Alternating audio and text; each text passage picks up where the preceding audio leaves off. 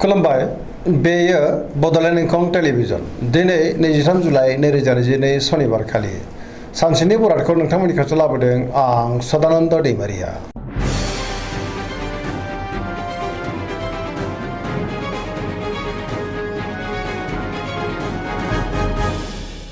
सिगां फरायनो लादों मेष राशि गिबि हांखो अ ल दिनैनि साना मोजां आरो गाज्रिनि गेजेरजों बाबेलनांगोन। नाङा फाङा गोबां जेंनायाव गोग्लैनांनो हागौ। सोरजोंबा नांलाय खमलाय एबा एना एनिबो जानो हागौ। गुबुनजों बाङाय बुंनायानो गाहाम। मावनानै खामानिखौ मावफुंनो हागोन। गोसोखौ जोबोर उसाव-बादाव मोनगोन। देहाया बारा मोजां थानाय नङा। जानाय लोंनायाव सांग्रां जानांगोन। बहानिफ्रायबा मोजां खौरां फैनोबो हागौ। रांखावरियाव मोजां गोबां धोन आरजिनोबो हागोन। आयाबो बांगोन। बेफार फालांगियाव दिनै जोबोर मोजां होनजायो। सोरबा लोगोनिफ्राय हेफाजाबबो मोननो हागोन। न'खराव अननानै फैगोन। बिमा-बिफानि अननाय आरो बोरखौ मोननो हागोन।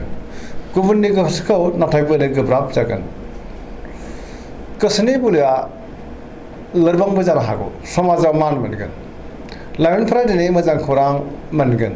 गोसोआ जोबोर रमान्टिक जागोन। फरायसाफ्राबो दिनै फरायनायाव गोसो दुंखांगोन आरो मोजां फिथाइ मोननोबो हागोन। पजिटिभ एनार्जिनि गोहोमबो गोग्लैगोन। धोरोमारि बिथिङाव दिनै गोसो दुंखांनो हागौ।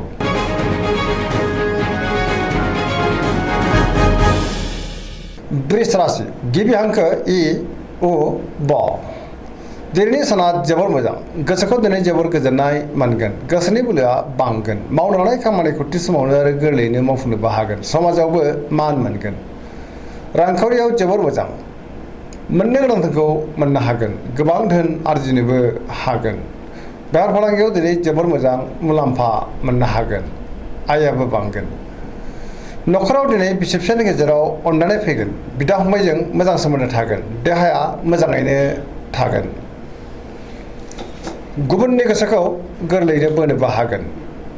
जायखि खामानि मावामानो मोनफ्रोमबो खामानिखौनो दिनै मावफुंलांनो हागोन। लोगोफोरनि अनसायनायखौबो मोनगोन। गोसोनि साननायफोरा जाफुंगोन। पजिटिभ एनार्जिनि गोहोमबो गोग्लैगोन। लाइमोनफोरनि गोसोआ दिनै जोबोर रमान्टिक जागोन आरो गावबा गावनि गोसोनि साननायखौ फोरमायनोबो हागोन। पजिटिभ एनार्जिनि गोहोमबो गोग्लैगोन। धोरोमारि बिथिङाव दिनै गोसो दुंखांगोन। गोदान खामानियाव आखाइ होजेननोबो हागोन।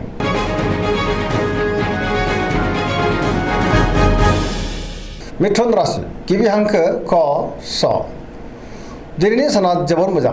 गोसोखौ दिनै जोबोर गोजोननाय मोनगोन। पजिटिभ एनार्जिनि गोहोमबो गोग्लैनो हागौ। मोनफ्रोमबो बिथिङाव जाफुंसार जानो हागोन। गियाननि आंखाल जानाय नङा। गोसोखौ दिनै जोबोर खुसि मोनगोन। देहाया मोजाङैनो थागोन। रांखावरियाव जोबोर मोजां। अब्लाबो नाथाय खरसायाबो बांगोन। बेफार फालांगियाव दिनै जोबोर मोजां मुलाम्फा मोनगोन। न'खराव बिसि-फिसायनि गेजेराव अनलायनाय फैगोन। बिदा-फंबायजों मोजां सोमोन्दो थागोन। समाजावबो मान मोननो हागोन।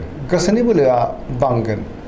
मावनो लानाय खामानिखौ थि समावनो आरो गोरलैयैनो मावफुंनोबो हागोन। सोरजोंबा बाख्नायजानोबो हागौ। गुबुनजों मोजां सोमोन्दो लाखिनो रोंगोन। लाइमोनफोरनि गोसोआ दिनै जोबोर रमान्टिक जागोन आरो गावबा गावनि गोसोनि साननायखौ फोरमायलायनोबो हागोन। फरायसाफ्रा दिनै फरायनायाव गोसो दुंखांगोन आरो मोजां फिथाइ मोननोबो हागोन।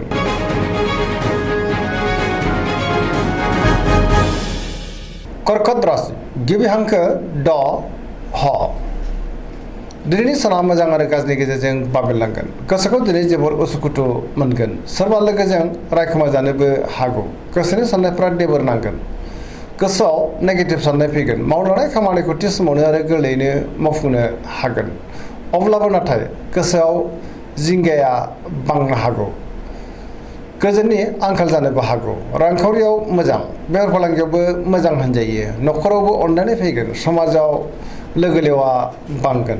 देहाया मोजाङै थागोन। गुबुननि हेफाजाबखौ नाथाय मोननो गोब्राब जागोन। सोरजोंबा एना एनिबो जानो हागौ। समाजाव मान मोनगोन। फरायसाफोरा दिनै फरायनायाव गोसो दुंखांगोन। गुबुनजों मोजां सोमोन्दो लाखिनो गोब्राब जागोन। लाइमोनफोरनि गोसोआ दिनै जोबोर आला-खालाबो जानो हागौ।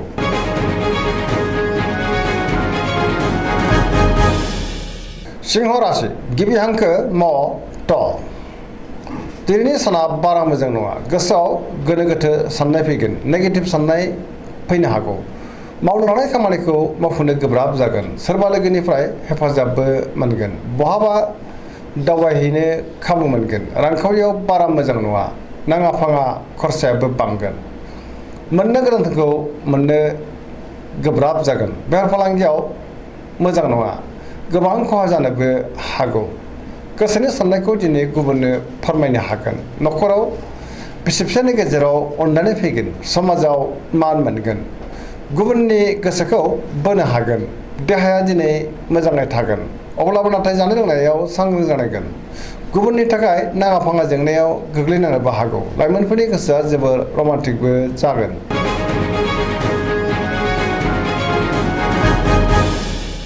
कन्या राशि गिबि हांखो प ट दिनैनि साना जोबोर मोजां गोसोआव बोलो बांगोन गोदान खामानिखौ दिनै जागायजेननो हागोन पजिटिभ साननाय फैगोन गोथों आरो गोग्गो साननो रोंगोन गियाननि आंखाल जानाय नङा रांखावरियाव जोबोर मोजां बेफार फालांगियावबो दिनै जोबोर मोजां मुलाम्फा मोननो हागोन देहायाबो मोजाङै थागोन न'खराव बिसि फिसायनि गेजेराव अननानै फैगोन गोबां खामानियाव मुखुबबो थागोन गोसोखौ दिनै जोबोर गोजोननाय मोनगोन पजिटिभ एनार्जिनि गोहोमबो गोग्लैगोन आरो पजिटिभ साननो रोंगोन लाइमोनफोरा जोबोर रमान्टिक जागोन आरो गावबा गावनि गोसोनि साननायखौ फोरमायलायनोबो हागोन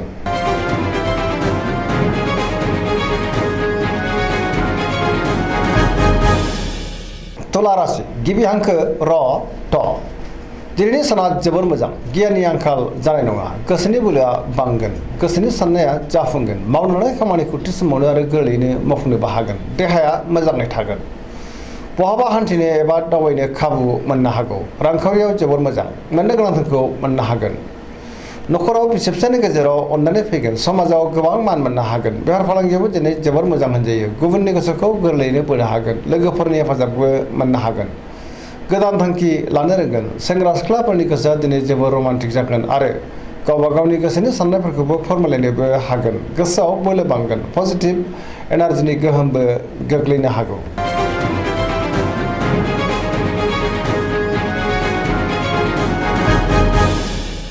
वृश्चिक राशि गिबि हांखो न स दिनैनि साना मोजां आरो गाज्रिनि गेजेरजों बाबेनलांगोन गोसोआव नेगेटिभ साननाय फैगोन गोथों आरो गोग्गो साननो रोंनाय नङा गोजोननि आंखाल जानोबो हागौ नेगेटिभ एनार्जिनि गोहोमबो गोग्लैगोन समाजाव लोगो लेवा बांगोन गोसोआव गोनो गोथो साननाय फैगोन मावनो लानाय खामानिखौ थि समावनो मावफुंनो हागोन गुबुननिफ्राय हेफाजाब मोनगोन गोसोनि साननायफ्रा जाफुंगोन गोसोनि बोलोआबो नाथाय अब्लाबो लोरबां जागोन समाजाव मान मोननो हागोन न'खराव बिसि फिसायनि गेजेराव अननानै फैगोन रांखावरियाव मोजां अब्लाबो नाथाय खरसायाबो बांगोन बेफार फालांगियाव मोजां मुलाम्फा मोननो हागोन देहायाबो दिनै मोजाङैनो थागोन फरायसाफ्रा फरायनायाव गोसो दुंखांगोन आरो मोजां फिथाइ मोननोबो हागोन लाइमोनफोरा जोबोर रमान्टिक जागोन आरो गावबा गावनि गोसोनि साननायफोरखौबो फोरमायलायनोबो हागोन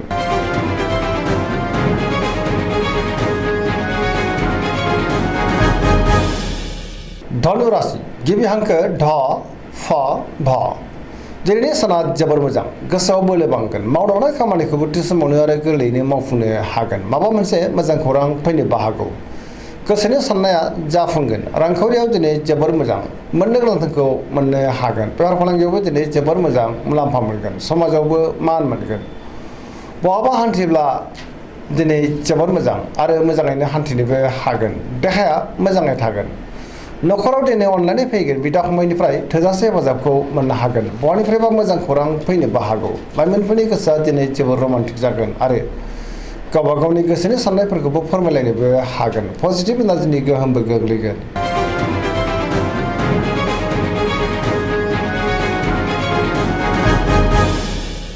मकर राशि गिबि हांखो ख ज दिनैनि साना बारा मोजां नङा गोसोनि साननाया देबार नांगोन सोरजोंबा रायखोमा जानोबो हागौ मावनो लानाय खामानिखौ थि समावनो आरो गोरलैयैनो मावफुंनोबो हागोन रांखावरियाव दिनै जोबोर मोजां अब्लाबो नाथाय खरसायाबो बांगोन मोननो गोनांखौबो मोननो हागोन बेफार फालांगियाव दिनै जोबोर मोजां मुलाम्फा मोनगोन गोबां मुंदांखा सुबुंजों लोगो मोनज्लायनो हागौ गुबुनजों मोजां सोमोन्दो लाखिनोबो रोंगोन मोनफ्रोमबो खामानियाव मावफुंनो हागोन गोदान खामानिखौ जागायजेननोबो हागोन न'खराव अननानै फैगोन बिदा फंबायनि हेफाजाबखौबो मोननो हागोन। सेंग्रा सिख्लाफ्रा गावबा गावनि गोसोनि साननायखौ फोरमायलायनो हागोन आरो गोसोआ दिनै जोबोर रमान्टिकबो जागोन।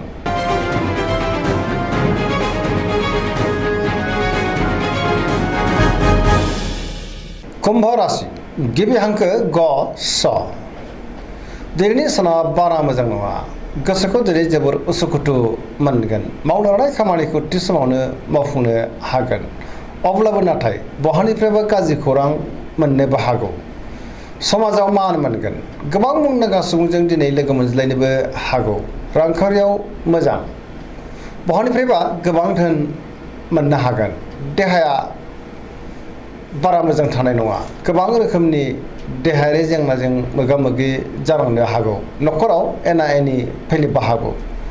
गुबुननि हेफाजाबखौ मोननो गोब्राब जागोन। बहाबा दावबायनो एबा हान्थिनो खाबु मोननो हागौ। अब्लाबो नाथाय नेगेटिभ एनार्जिनि गोहोम गोग्लैनोबो हागौ। सांग्रां जानांगोन।